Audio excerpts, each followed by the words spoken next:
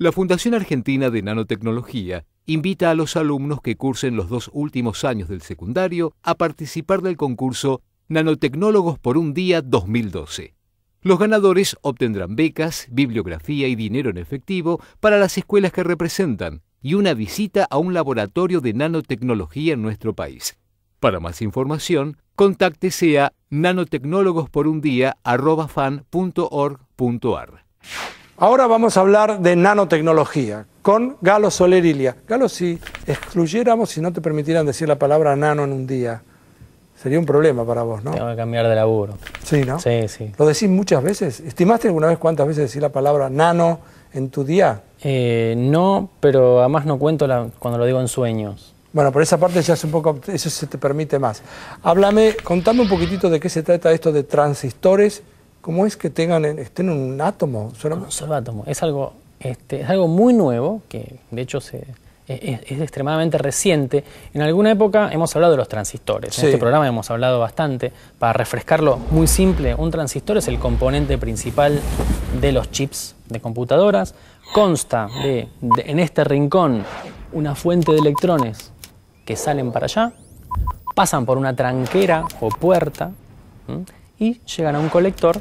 ¿Y qué es lo que pasa? O pasan o no pasan. O pasan o no pasan, o pasan amplificados. Esta puerta, esta tranquera, se abre, se cierra, inyecta otros electrones, como para que la corriente que sale de aquí llegue allí transmitiendo alguna información, un 1 o un 0 en binario. Bueno, actualmente, cuando uno se compra una computadora, le dice, el chip que usted está comprando es de 32 nanómetros. ¿Qué significa 32 nanómetros? Los chips están hechos de tal manera que la longitud de esta tranquera por la que el electrón atraviesa es de 32 nanómetros. Bien. Hay gente que, la industria electrónica escribe con una precisión tal que es capaz de hacer 100 millones de tranqueras de 32 nanómetros sin que se le mueva un pelo. Ok. Bueno, se quiere miniaturizar esto, se quiere lograr que... Ya bastante en miniatura hasta ahí, ya ¿no? bastante miniatura, y los chips de nuestros iPad, iPod y computadoras son una prueba, y los teléfonos inteligentes. Ahora, ¿cómo se puede ir más abajo todavía? Un conjunto de científicos australianos, coreanos y americanos, mirá la complejidad del proyecto que se han metido de 3 países distintos, 3 centros de excelencia, logró que la tranquera no tenga más 32 nanómetros como las comerciales o 20 nanómetros como las experimentales. No, ahora la tranquera tiene un átomo, un único átomo. ¿Qué hicieron ahí? ¿Cuántos nanómetros tiene un átomo? 0,1, una décima. O sea, esto tendría que estar en la subnanotecnología. Pero ¿qué es lo interesante que hicieron ellos? Ellos tienen la fuente y el colector, y en el medio tiene un átomo que dice si los electrones pasan o no pasan. No es una especie de los porteros que se paran en la puerta de los boliches y dicen, vos pasás, vos no, vos tenés zapatilla, vos no.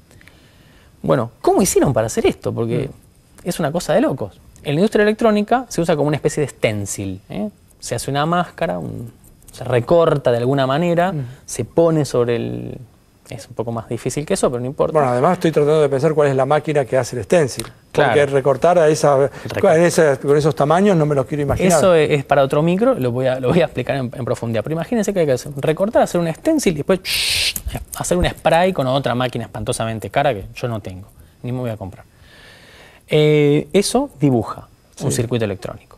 Ahora, ¿cómo dibujar un circuito con una precisión de un átomo? Lo que hicieron estos científicos es armar una especie de stencil, pero de una manera un poquito más complicada. Hicieron toda su circuitería electrónica y para dibujar la puerta, lo que hicieron fue poner esto a muy baja temperatura, tan baja temperatura que tiraron hidrógeno sobre esto. El hidrógeno es un gas. El hidrógeno se convirtió en líquido y se depositó sobre la superficie de esta oblea de silicio. Bueno, el hidrógeno está depositado, qué lindo. ¿Qué es lo que pasó? Acercaron después una punta de microscopio de túnel, de efecto túnel, que ya hemos nombrado en este programa. Es un equipo extremadamente sensible, que tiene una precisión maravillosa. Y con este microscopio de efecto túnel rascaron y eliminaron es una molécula de hidrógeno. Una, esa. Miraron ahí, tac, sacó esta. Dejaron todas las demás moléculas de hidrógeno sobre el silicio y dejaron este huequito. Pasaron un segundo gas que miró por ahí y dijo, uy, ahí hay un hueco para estacionar, y se metió un gas llamado fosfina, que es venenoso, no lo usen en sus casas, por favor, y ese gas se deposita sobre este silicio, ¡clac!, se calienta un poco y se deposita un único átomo de fósforo. Bueno, la precisión absoluta la obtuvieron usando esa punta de ese microscopio, y este método a esa temperatura permite poner un solo átomo en ese lugar. Después, claro, eliminaron el hidrógeno, pusieron una capa protectora y usaron eso como un transistor, y son muy felices. Hago una última pregunta. ¿A qué temperatura se puede conseguir esto? Bueno, lo interesante es que poner un átomo en una posición determinada es muy bueno. Ahora, propiedades del nanomundo. Cuando uno empieza a levantar la temperatura, ese átomo comienza a adquirir cierta personalidad y se puede empezar a querer mover. Y las propiedades electrónicas de los sistemas pueden empezar a ser más complicadas. Este sistema, así tan bonito como ustedes lo ven y tan promisorio, funciona a la temperatura de helio líquido. Para que ustedes tengan una idea, 270 grados bajo cero más o menos, la temperatura digna de la radiación de fondo de Mariano Rivas. Se llama Galo Soler Ilia, habla de nanotecnología y nosotros seguimos en el programa así.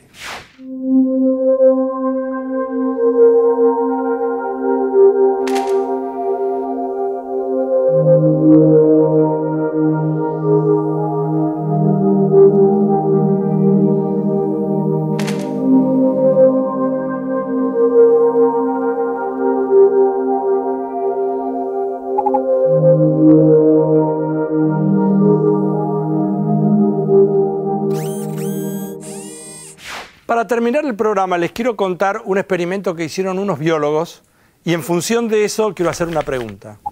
Los biólogos habían puesto en un recipiente, lo voy a hacer grande y como siempre les pido generosidad con respecto a mis dibujos, vamos a suponer que pusieron unas bacterias y las están estudiando a ver cómo se reproducen, con qué velocidad se reproducen. Y empiezan a estudiar y ven que las bacterias se duplican, la cantidad de bacterias se duplica una vez por minuto. ¿Está bien? O sea que si pusieron una bacteria, supongamos a las 0 horas de un determinado día, al minuto había 2, al segundo minuto había 4, al tercer minuto había 8. O sea, se va multiplicando, primero 1, después 2, después 4, después 8, después... Y resulta que en un momento determinado advirtieron, vamos a suponer ahora, que cuando eran las 3 de la tarde se llenó el recipiente, completo. ¿A qué hora se había llegado hasta la mitad del recipiente? Es decir, voy a hacer el planteo otra vez. Los biólogos están estudiando el crecimiento de una población de bacterias y se dan cuenta que esa población se duplica una vez cada minuto. O sea, cada minuto, una vez que pasa un minuto, hay el doble de lo que había antes.